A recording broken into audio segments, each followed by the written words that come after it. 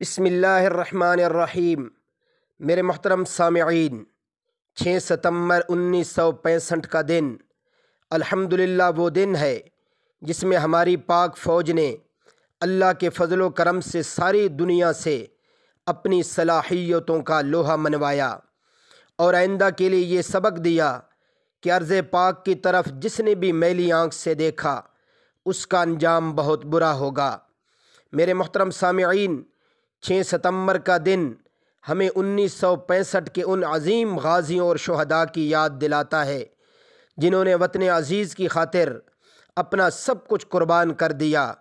جن کی بابرکت قربانیوں کے صدقے پاکستان کا دشمن نامراد ہوا، اور الحمدللہ